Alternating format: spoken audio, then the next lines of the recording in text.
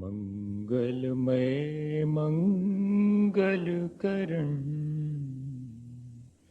बीत राग विज्ञान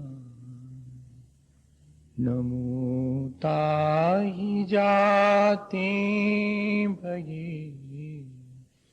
अरहंतादिम जो विद्यादि सागर सुधी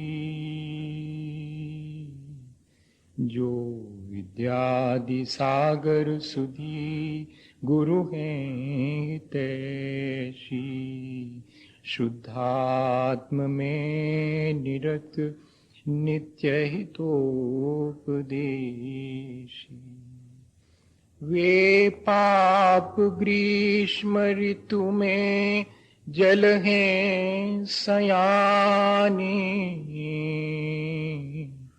पूजूं हैं सतत केवल ज्ञान पाने पूजूं हैं सतत केवल ज्ञान पाने। बोले भगवान महावीर स्वामी की, आचार्य कुंद कुंद स्वामी की, आचार्य गुरुवर विद्यासागर मुनि महाराज की।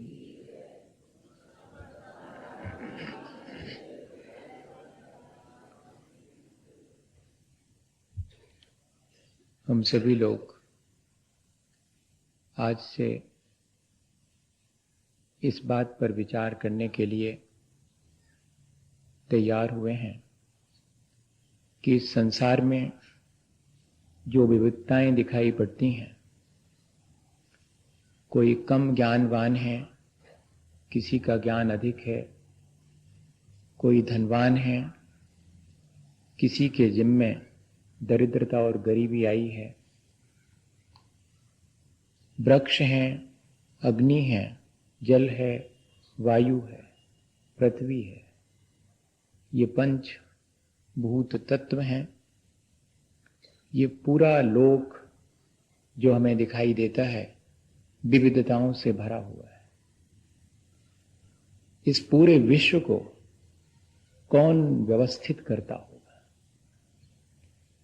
मेरे अपने जीवन को, मेरे से पृथक अन्य और जीवों के जीवन को, और यहां तक कि इस सारे दिखाई देने वाले दृश्य जगत को कौन व्यवस्थित करता होगा? कौन इसे बनाता है? कौन इसे मेंटेन करता है? और कौन इसके नष्ट होने में सहयोगी बनता है?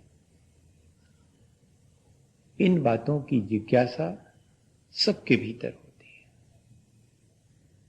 और इन प्रश्नों का समाधान सब लोगों ने अपने अपने ढंग से, अपनी अपनी क्षमता के अनुसार खोजा है। एक सामान्य रूप से सभी के भीतर जो बहुत अधिक मात्रा में प्रचारित और प्रसारित बात है वो ये है कि जितना भी ये दृश्य जगत दिखाई दे रहा है, इसको बनाने वाला भी कोई एक ईश्वर है, इसको मिटाने वाला भी कोई एक ईश्वर है, इसको मेंटेन करने वाला भी कोई एक ईश्वर है। ईश्वर इन तीन रूपों में इस सारे दृश्य जगत को व्यवस्थित करता है, और वह सर्वशक्तिमान है। और इतना ही नहीं, वो हम सबसे बहुत दूर कहीं कहीं किसी आकाश में बहुत ऊंचाई पर बैठा हुआ है, ऐसा प्रचारित है। और ऐसा लोगों के अंदर, अधिकांश लोगों के अंदर यही मान्यता है। तब बहुत सारे प्रश्न जो हमने अभी उठाए हैं, उनका समाधान क्या इस ईश्वर नाम की किसी चीज को मान लेने से मिलता है क्या? कहीं ऐसा तो नहीं कि ये जो विविधता दिखाई पड़ रही है उसके ऐसा मान लेने में कि ये सब ईश्वर के द्वारा इतनी विविधता बनाई गई है, ईश्वर चाहे तो इसको मैनेज करे, मेंटेन करे और जिस दिन चाहे वो उसको नष्ट कर दे। तब फिर प्रश्न उठेगा कि उस ईश्वर नाम की वस्तु या व्यक्ति को किसने बनाया? जो इस पूरे संसार को व्यवस्था देता है, उस व्यवस्था देने वाले को किसने बनाया? तब उसका समाधान ढूंढने के लिए यह कहा गया कि वह हमेशा से है। ठीक है, वह हमेशा से है, ऑमनीसाइंट है, ऑमनीपोटेंट है, ऑमनी प्रेजेंट है, हर जगह उपस्थित है, सर्वशक्तिमान है और सब कुछ जानता है। बहुत अच्छी चीज। इस तरह की ईश्वर की व्यवस्थाएं बहुत दुरुस्त होंगी, बहुत सही होंगी। ऐसे सर्वशक्तिमान ईश्वर को मानने में कोई हर्जा भी नहीं है, पर मुश्किल खड़ी हो जाती ऐसे सर्वशक्तिमान किसी ईश्वर या कि व्यक्ति या कि किसी वस्तु को मान लें। सबसे बड़ी समस्या यह खड़ी होती है कि यदि ऐसा ईश्वर हर जगह उपस्थित है और सब कुछ जानता है, तब फिर उसके भीतर कोई दया और करुणा नाम की चीज है या नहीं है? वो किसी को दुख देता क्यों है? अगर वो ही इस सारी व्यवस्था को बनाता है तो किसी को दुख क्यों देता है? अगर हम ये माने कि वह दुख तो हम अपने किए गए कार्य की वजह से पाते हैं, तब फिर उस सर्वशक्तिमान ईश्वर की सर्व शक्ति पर विश्वास होता नहीं। अगर मुझे मेरे किए का फल भोगना ही पड़ेगा तो फिर सर्वशक्तिमान ईश्वर ने क्या किया? ईश्वर को मैं तब सर्वशक्तिमान मानूं जबकि वो अग्नि में हाथ डालने पर अग्नि का स्वभाव है कि वो जलाएगी और बर्फ के टुकड़े को छूने पर वह मुझे शीतलता का स्पर्श देगी। ये अत्यंत स्वाभाविक बात है। अगर ईश्वर सर्वशक्तिमान है तो अग्नि में हाथ डालने पर वो मुझे शीतलता का एहसास करावे, अपने भक्तों के लिए भी तो कम से कम कराए। और फिर तो कूलर, हीटर, फ्रिज इन सब की जरूरत नहीं रहेगी। फिर तो बस जरा सा ईश्वर से प्रार्थना करी और अग्नि में हाथ डाला और ऐसा लगेगा जैसे बर्फ में डाला हो, और बर्फ की सिल्ली पर हाथ रखा और ऐसा लगा जैसे कि बिल्कुल आग में डाला हो। लेकिन ऐसा देखने में तो नहीं आता। देखने में तो यही आता है कि अत्यंत स्वाभाविक और स्वसंचालित है ये सारी व्यवस्था। इसके लिए किसी वस्तु या व्यक्ति की कोई आवश्यकता नहीं है। अंत में सारे जगत की व्यवस्था के बारे में विचार करते करते भले ही यह बात प्रचारित हो, लेकिन जो दार्शनिक हैं, जो विचारक हैं, जो ऋषि हैं, मुनि हैं, जो तत्वद्रष्टा हैं, वे जानते हैं। यहां तक कि श्री कृष्ण ने गीता में श्री कृष्ण के नाम से कहलवाया है कि ना कर्तृत्वम न कर्माणि लोकस्य सृजति विभु। अर्जुन, इस सृष्टि को मैंने नहीं बनाया, ना कोई इसे बनाता है, ना यह सृष्टि किसी का कर्म है, ना कोई इसका करता है, ना यह सृष्टि किसी का कर्म है। स्वभावस्तु प्रवर्तते, यह तो स्वभाव से ही अपने आप व्यवस्थित है। Rules are regulated on self. किसी भी नियम को व्यवस्थित करने के लिए किसी भी अन्य व्यक्ति की आवश्यकता नहीं है। रूल्स को, नियमों को बनाने वाला भी कोई नहीं है। नियम शाश्वत हैं, नियम सीधे हैं और स्पष्ट हैं कि अग्नि का स्वभाव गर्म है। हाथ डालने पर वह बालक हो, चाहे वृद्ध हो, चाहे नौजवान हो, ज्ञानवान हो, गरीब हो, अमीर हो, सबको समान रूप से जलाएगी। ये सार्वभौमिक सार्वकालिक नियम है। हमारे घर में जलाए और दुकान में न जलाए, या कि भारत में जलाए और अमेरिका में न जलाए, ऐसा संभव नहीं है। इसमें किसी भी ईश्वर की आवश्यकता नहीं है। इतना स्वाभाविक और स्वसंचालित। अब फिर भी प्रश्न ज्यों का त्यों बना रहा। जब ये सारा दृश्य जगत, मेरा अपना जीवन और जो दिखाई पड़ रहे हैं जीव, उन सब का जीवन अगर स्वसंचालित और स्वाभाविक है, तब फिर यह बात आई कहां से? ईश्वर का फिर हमारे जीवन में क्या महत्व है? क्या हम उसको खारिज कर दें ठीक एक विचारक की अपेक्षा से, नीत्शे की तरह, कि ईश्वर समाप्त हो गया है, अब ईश्वर नहीं रहा? क्या हम भी ऐसा मान लें कि ईश्वर की कोई एग्जिस्टेंस नहीं है, परमात्मा नाम की कोई चीज नहीं है, परम ब्रह्म कुछ भी नहीं है? नहीं, ये सब है। अब हमें यह विचार करना पड़ेगा कि इन सब का इस विविधता में जो दिखाई देती है, क्या भागीदारी है? तो देखें अपन, ईश्वर एक प्रकाश की तरह है, ईश्वर एक दर्पण की तरह है। और प्रकाश का काम क्या है? सूरज का काम है कि वो आए और समान रूप से रोशनी बिखेरे। आपने जितने दरवाजे खोले हैं उतना भीतर आएगा, आपने दरवाजे बंद रखे हैं वो भीतर नहीं आएगा। आप चाहें तो वस्तुओं को उसके प्रकाश में देख करके समझ सकें तो समझें, वो आपकी कोई मदद नहीं करेगा। वो प्रकाश कर सकता है, लेकिन ये मोटर खड़ी हुई है, ये पेड़ है, ये फलानी चीज है, ये ईश्वर नहीं बताएगा। वो प्रकाश की तरह हमें सारी चीजें प्रकाशित कर देगा। अब हमारा फर्ज है कि हम इस विविधता को जानें। इस विविधता में उसका इतना ही हाथ है कि वो इस विविधता का दर्शन करा देता है हमें। वो प्रकाश की तरह है, ज्योति की तरह है, और या कि वो दर्पण की तरह है। जैसे कि घर से बाहर निकलते समय जरा सा अपना चेहरा दर्पण में देखते हैं और देखते हैं कि कहीं कोई कालिक तो नहीं लगी है, और लगी अगर होती है तो उससे अलग कर देते हैं। कालिक दर्पण में नहीं लगी है, न दर्पण पहुंचने से कालिक खत्म होगी और न दर्पण हमारी कालिक पहुंचेगा, पहुंचना हमें पड़ेगी। ईश्वर का काम इतना ही है कि हमारे कालिक को और हमारी उज्जवलता को, दोनों को दर्पण की तरह बता देता है। और दर्पण के सामने अगर अंगीठी जलती हुई रखी जाए तो वो सिर्फ जलती हुई अंगीठी को दिखाएगा, लेकिन उससे प्रभावित नहीं होगा, वो जलेगा नहीं। बर्फ का टुकड़ा, सिल्ली पूरी दर्पण के सामने रख दी जाए तो बर्फ की सिल्ली से दर्पण को ठंडी और गर्मी का कोई एहसास नहीं होगा, वो तो सिर्फ दिखा देगा कि ये है, आप ये है।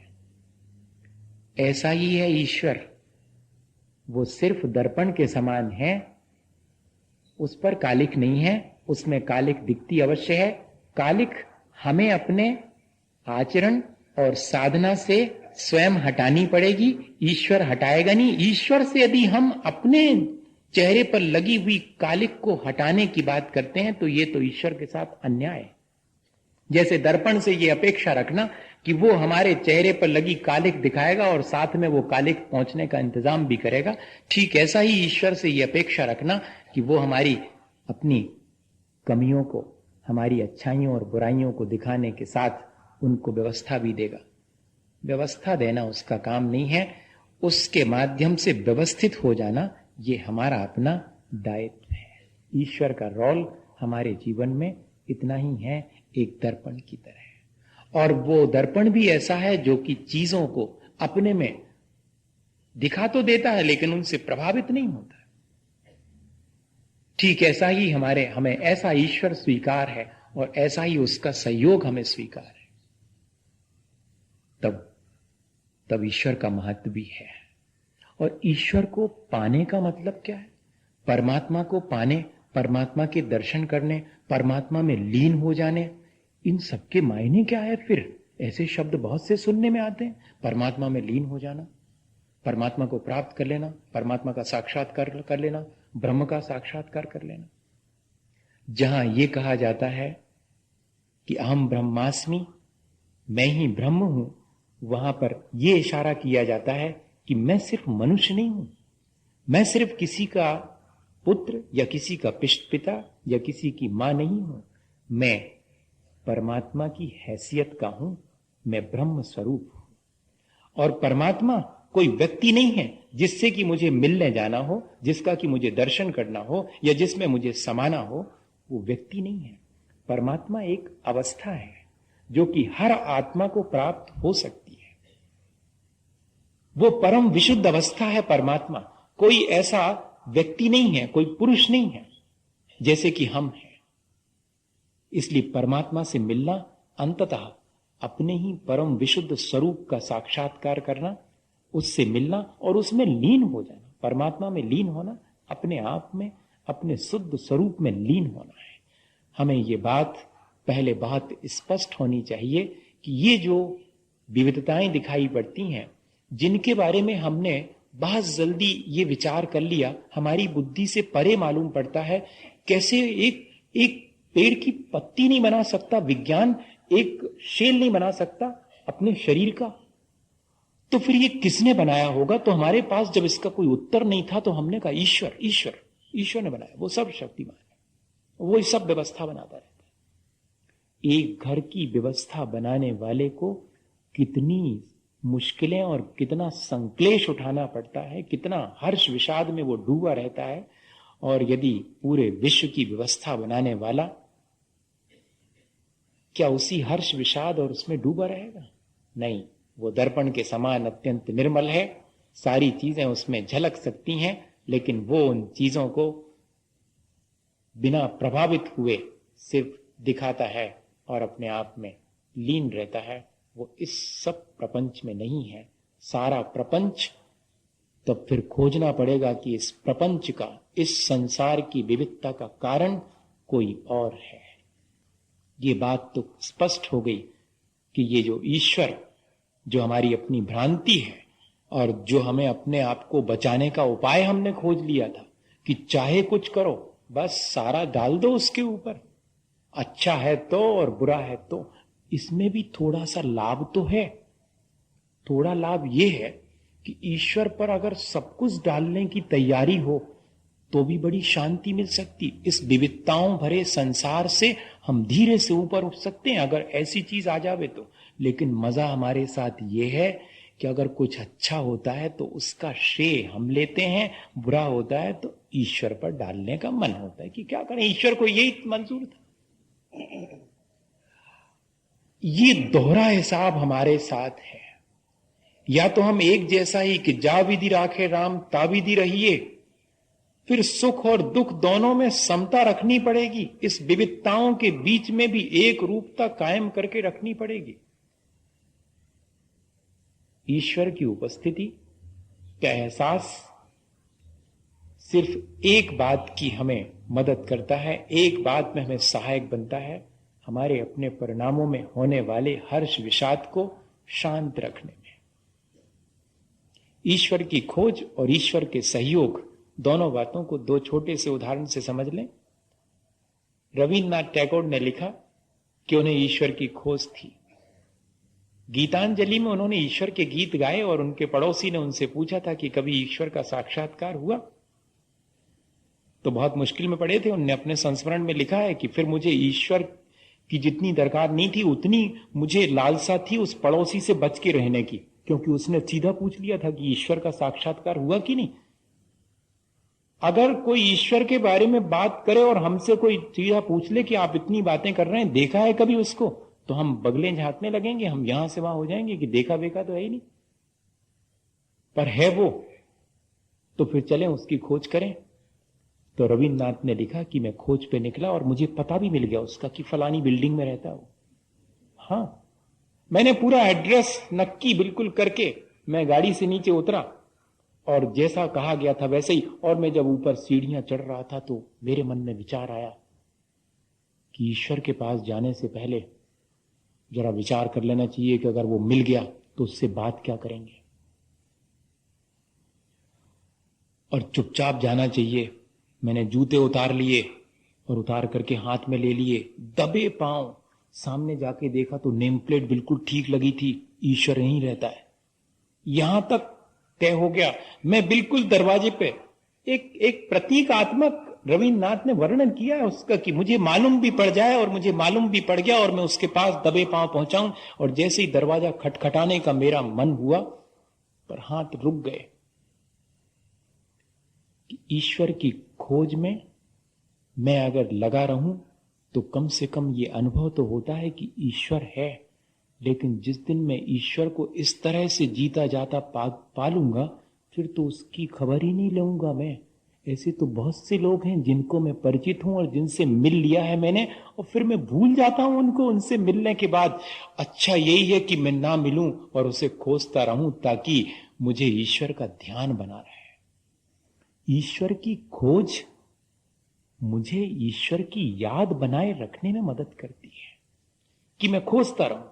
और अगर मैंने ऐसा पा लिया और फिर भी मैं संसार में रहूं तो फिर ईश्वर को भूल जाऊंगा। ईश्वर को पाने के बाद फिर संसार में रहने के लिए कोई आवश्यकता नहीं पड़ती। ये प्रतीक है कि एक बार यदि ईश्वर को पा लिया तो फिर संसार समाप्त हो जाएगा। ईश्वर को पाना अपने संसार को समाप्त कर देना है और कुछ नहीं। ये प्रतीकात्मक है ईश्वर को पाना। और इतनी ही नहीं, ईश्वर मदद कैसी करता है हमारे सारे कामों में। हमारी इस विविधता के बीच भी, हमारी इन विषमताओं के बीच भी हमें समता का पाठ सिखाता है। जैसे कि हमने आपको उदाहरण दिया था पहले, आज वो बहुत जरूरी है उसको याद करना। विनोबा की मां जामन डाल के दही जमाती थी और राम का नाम लेती थी। विनोबा जब बड़े हो गए तो उन्होंने कहा कि मां, और सब बातें आपकी समझ में आती हैं, ये बताओ दही जामन से जमता है या ईश्वर का नाम लेने से? ये क्लियर कर दो, आगे हमें बहुत जरूरत पड़ेगी। आप तो अभी जमाती हैं, पर हम रोज देखते हैं कि जामन भी डालती हैं और राम का नाम भी लेती हैं। इसका मतलब है कि दोनों ही से जमता है क्या, या किसी एक से जमता है? अगर किसी एक से जमता है तो या तो जामन डालना बंद करो या कि भगवान का नाम लेना बंद करो। ये क्या मामला है? तो उनकी मां ने हंस करके और कहा कि बेटे, जमता तो दूध दही बनता है, जामन से ही जमता है। तो फिर ईश्वर की क्या आवश्यकता? बेटे, सिर्फ इतनी आवश्यकता है कि कल जब सुबह बहुत अच्छा दही जम जाएगा तब मुझे ये अहंकार ना आ जाए कि मैंने जमाया है, इसलिए राम का नाम ले लिया। मेरी श्रद्धा मेरे इस कर्तापने और अहंकार को कि मैं करता हूं, इसको नष्ट करती। इसलिए ईश्वर के प्रति श्रद्धा भी आवश्यकता है। ईश्वर का इतना बड़ा रोल है, ये सहयोग बहुत जरूरी है ईश्वर का जीवन में, कि मैं उसके प्रति श्रद्धा रखूं और अपने अहंकार को। और अगर कल के दिन नहीं जमता है तो मैं किसी को शिकायत ना करूं, मैं किसी को दोषी ना ठहराऊं, मैं संक्लेश ना करूं। इससे मुझे ईश्वर बचा देता है। मुझे अहंकार और संक्लेश दोनों से बचाने में मदद करता है। ईश्वर की मेरे जीवन में मदद इतनी ही है, वो मेरे जीवन को सुखी दुखी बनाता है, मेरे बॉडी को कंस्ट्रक्ट करता है, या कि मुझे इस संसार में धनवान ज्ञानवान या कि दरिद्र और बिल्कुल मूर्ख बनाता है। इसमें उसका कोई हाथ नहीं। उसका हाथ सिर्फ यह है कि अगर मैं मूर्ख हूं तो मुझे धैर्य बनाता है, मैं ज्ञानवान हूं तो मुझे अहंकारी बनने से रोकता है। बस इतना रोल है उसका, और ये बहुत बड़ी चीज है। इस तरह यदि हम देखें तो कुछ हद तक तो हमने इस बात को बहुत क्लियर कर लिया कि हां, सचमुच है तो ऐसा ही, कोई और है। क्या है वो जिसने इस कायम करके रखा है, जिसने मेरे जीवन को सुख दुख हर्ष विषाद ज्ञान अज्ञान ये सब दिया है? देखें, अपन अग्नि को गर्म बनाने में किसी का हाथ नहीं है, बर्फ को ठंडा बनाने में किसी का हाथ नहीं। इसी तरह दूध में पानी मिलाने का किसी का काम है क्या? नहीं। हमेशा से तिल में तेल भरने का इंजेक्शन से किसी का काम है कि नहीं? जो हमारी बुआ पहली बार विदेश गई तो वो यहां से जलेबी लेके गई थी, जलेबी, हाँ, इंडिया से पहली बार। वो सुनाती हैं, वो टेबल टेनिस की वो रही खिलाड़ी, तो वहां खेलने गई थी उस समय, उस जमाने। अब तो वहीं पर बस गई। तो वो हम लोगों को बाद में आके बताया कि वो लोग बहुत बहुत आश्चर्य कर रहे थे।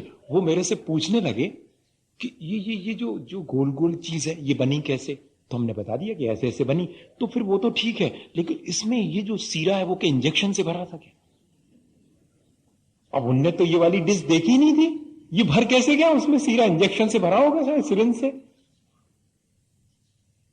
ठीक ऐसा ही हमारे मन में प्रश्न उठ सकता है कि दूध में पानी किसने मिलाया, हमारे जीवन को ऐसा किसने बनाया?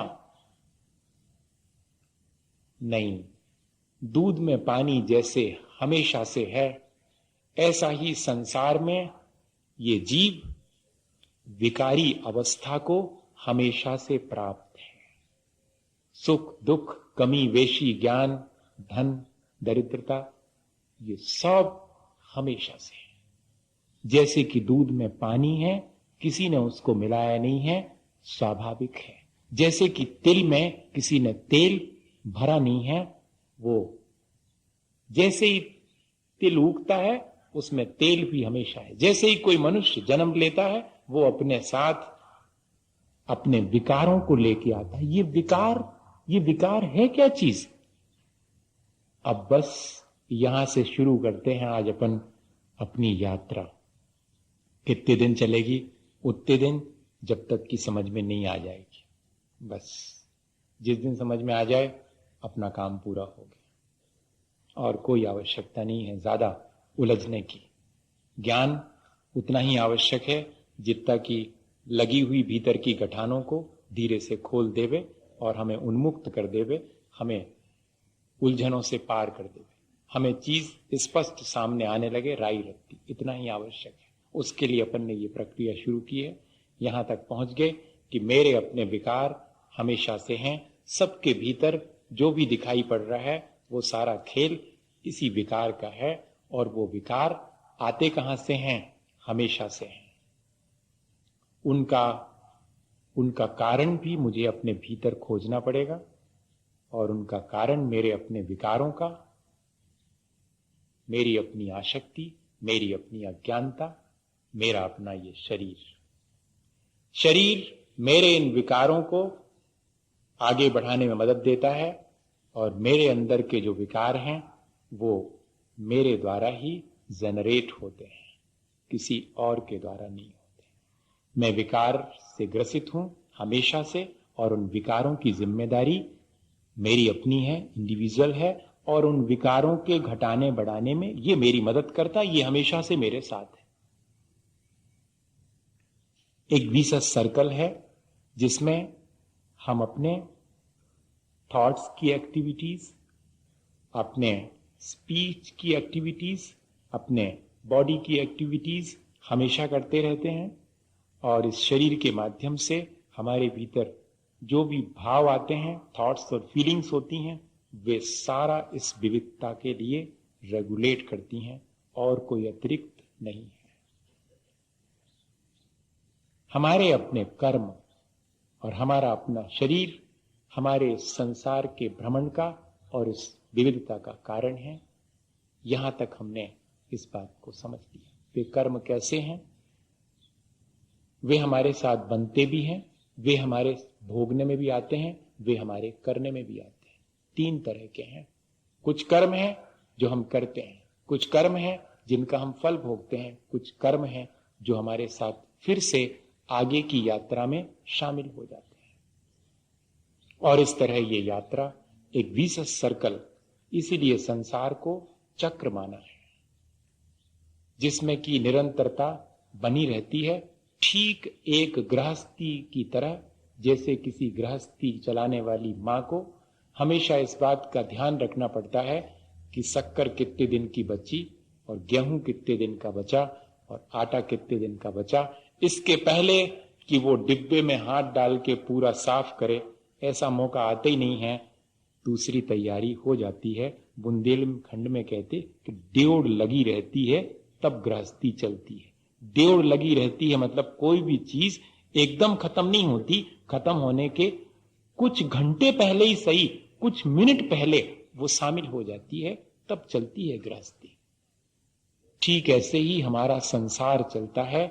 हम जो भोगते हैं उसके भोगते समय जितनी सावधानी और असावधानी हमारी होती है, ठीक ऐसे ही जैसे कि हमारे चेहरे पर कालिक लगी हुई है, वो हमारी अपनी असावधानी है, दर्पण ने हमें दिखा दिया है। कालिक हमारे चेहरे पर हमारी असावधानी से लगती, हमारी अज्ञानता से लगती है। ठीक ऐसे ही हमारे मन में जो भी कर्म संचित होते हैं या कि जो भी विकारों से हम ग्रसित होते हैं, वो हमारी असावधानी, हमारी आसक्ति, इतना ही है और कुछ भी नहीं है। दो ही चीजें हैं, हमारी अपनी असावधानी जिसको हम अज्ञानता कह लें, हमारी अपनी आसक्ति। इनसे ही मैं अपने जीवन को विकारी बनाता हूं। और इसके लिए मुझे करना क्या चाहिए? मेरे आचरण की निर्मलता और दूसरी मेरी अपनी साधना, समता की साधना। ये दो चीजें हैं इस संसार की विविधता से बचने के लिए।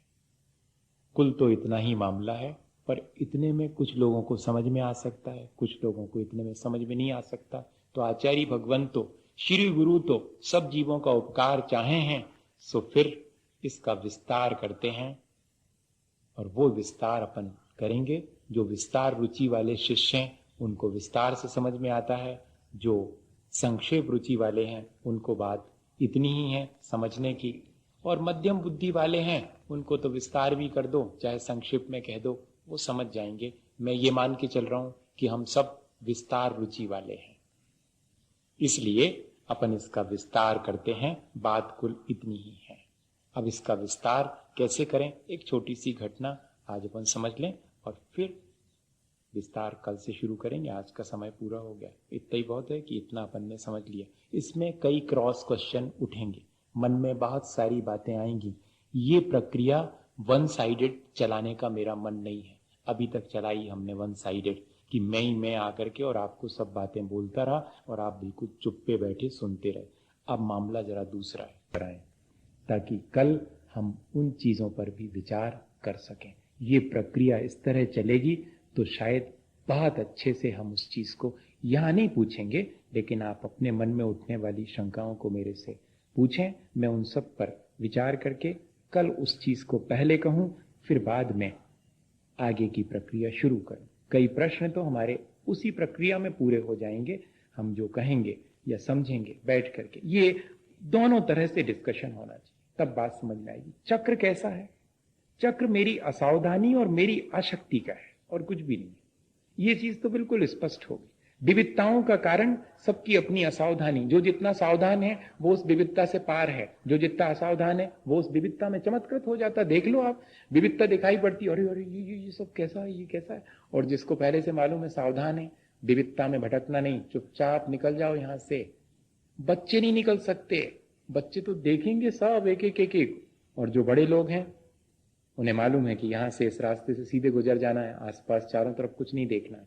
बस जो सावधान है वो संसार से आसानी से बाहर निकल जाता है, और जो विविधताओं को देख करके उनका समाधान खोजने की कोशिश नहीं करता, बल्कि विविधताएं उसे आकृष्ट करती हैं और उसकी आसक्ति को बढ़ाती हैं। जो आसक्त हो जाता है वो फंस जाता है, ट्रैप हो जाती है उससे सारी चीजें। जिस चीज का जितना आकर्षण होगा हम उस चीज से उतने बंध जाएंगे। बंधना और कोई बड़ी चीज नहीं है। मेरी आसक्ति मुझे चीजों की विविधता से बांध लेती है, और मैं सावधान हो जाऊं और मैं अनासक्त होकर गुजरूं तो ये संसार अपनी जगह ज्यों का त्यों है। मैं इस चक्र से पार हो जाता हूं, मैं परिधि से पार होकर सेंटर में आ जाता हूं। और हम सब की कोशिश सिर्फ इतनी है कि इस संसार की परिधि पर चक्कर खाते जिंदगी निकल गई, और मुझे अब उस चक्कर को छोड़ करके अब अपने सेंटर, अपने केंद्र में स्थापित करना है अपने आप को। प्रक्रिया इतनी है। वो जो मैं उदाहरण कह रहा था, 4 मित्र थे और चारों के मन में आया कि वे कुछ जीवन में हासिल करें, कोई ऐसी चीज जिससे कि उनको संतोष हो। सब लोगों के मन में यही बात आती है कि यहां कुछ ऐसा हासिल कर लें जिससे कि संतोष हो, लेकिन सबके अपने संतोष का ढंग अलग अलग है। कोई थोड़े में संतुष्ट है, कोई उससे ज्यादा में संतुष्ट है, कोई और ज्यादा में संतुष्ट है, और कोई संतुष्ट नहीं है। जो जितना यहां संतुष्ट है वो उतना संसार से पार है, और जो जितना असंतुष्ट है उसका संसार उतना बड़ा है। अपन को ये देखना है कुल। तो चारों मित्र चले। किसी ने बताया कि इस रास्ते जाओ, यहां पर जगह है, तुम्हें बहुत कीमती चीजें मिलेंगी। उन्होंने कहा चलते हैं। चले, वो चारों एक साथ चले और जैसे ही कुछ किलोमीटर पहुंचे वहां पर दिखाई पड़ी एक तांबे की खदान। कहानी प्रतीकात्मक है, पढ़ी होगी आपने भी। तांबे की खदान मिली। चार में से एक ने कहा, अरे अरे इतनी कीमती चीज, ले लो, बस इतने से जीवन चल जाएगा, जितनी ले चल रहा हूं उतनी ले लो। बाकी तीन ने कहा, नहीं, इससे कुछ नहीं होने वाला, ये बहुत हल्की धातु है। जरा जब तांबे की मिली है, वो बताने वाला बताता है कि बहुत मिलता है, तो थोड़े और आगे चल। हाँ, चौथा वाला वहीं रुक गया, तीन आगे बढ़ गए। कुछ किलोमीटर चले, अब की बार चांदी की खदान मिली। उन्होंने कहा, देखा, मैंने कहा था ना, वो चौथा वाला बिल्कुल बुद्धू, ऐसा ही लगता है यहां पर, ऐसा ही लगता है सबको। और उनमें से भी तीन में से तीसरे वाले ने कहा कि मुझे तो संतोष है, चांदी की बहुत कीमत है। दो ने समझाया उसको कि बताने वाले ने देखो कितना सही बताया था, जब तांबे की और चांदी की मिल गई है तो अब निश्चित है कि सोने की मिलेगी, तुम कहां रोक रहे हो यहां पर। उसने कहा, नहीं नहीं, अब तो मैं रुकता हूं। रुक गया वो, दो आगे बढ़ गए। मिलना थी सोने की, मिली, क्यों नहीं मिलेगी। सोने वाली खदान भी मिल गई। तब दो में से एक कहता है कि बस बहुत हुआ। एक ने कहा, सुनो, जब सोने की मिली है तो अब हीरे जवाहरात की तय है, जयपुर आने ही वाला है, बस जस्ट सारे स्टॉपेज छोड़ दिया आपने, अब थोड़े और चलो। और वो आगे बढ़ गया। तीन तांबे, चांदी और सोने में संतुष्ट होकर के आगे बढ़ गए। आप इसको अपने ऊपर घटित मत करना भैया, नहीं तो आप मेरे से नाराज हो जाएंगे। मुझे आपके साथ रहना है, अभी कुछ चिंता, नाराज नहीं करूंगा। लेकिन हम किस तरह से फंस जाते हैं, हमारी अपनी असावधानी कितनी है। हमारे अंदर के विकार जो कि अनादिकाल से चले आ रहे हैं, वो किस तरह हमें असावधान कर देते हैं, किस तरह हम अपनी असावधानी से आसक्त हो जाते हैं, और किस तरह इस विशेष सर्कल में फिर शामिल हो जाते हैं, और फिर एक उलझन अपने हाथ से खड़ी कर लेते हैं। नए सिरे से फिर सब समझना शुरू करते हैं कि क्या होता होगा, कैसे होता होगा, मैं कहां से निकलूंगा, जबकि सारी चीज स्पष्ट थी। चौथे वाले ने देखा कि हीरे जवाहरात की खदान तो आई नहीं, लेकिन इतना जरूर है कि एक व्यक्ति सामने जरूर बैठा है, वो शायद कुछ इंफॉर्मेशन देगा। पहुंचा उसके पास, देखा तो उस व्यक्ति के ऊपर और एक चक्र घूम रहा था, बहुत तेजी से, बहुत तेजी से, बिल्कुल अधर में। ऐसा भी नहीं कि उसके ऊपर कोई कील हो जिस पे घूम रहा हो, वो तो बस चक्र घूम रहा था। और वो बड़ा परेशान था, भूखा प्यासा, बेहाल था, कपड़े सब फट गए थे, जर्जर थे, पर चक्र घूम रहा है और वो बैठा हुआ है। पूछा उससे कि मामला क्या है। उसने कहा कि पहले ये बताओ, तुम मेरी मदद करोगे क्या। कहा, करूंगा, तो फिर मैं तुम्हें हीरे जवाहरात की वो खदान बता सकता हूं। उसने कहा, मैं तो वही पूछना चाह रहा था तुमसे। तो उसने कहा, सुनो, तुम मेरी जगह आना स्वीकार करो तो मैं तुम्हें बता सकता हूं।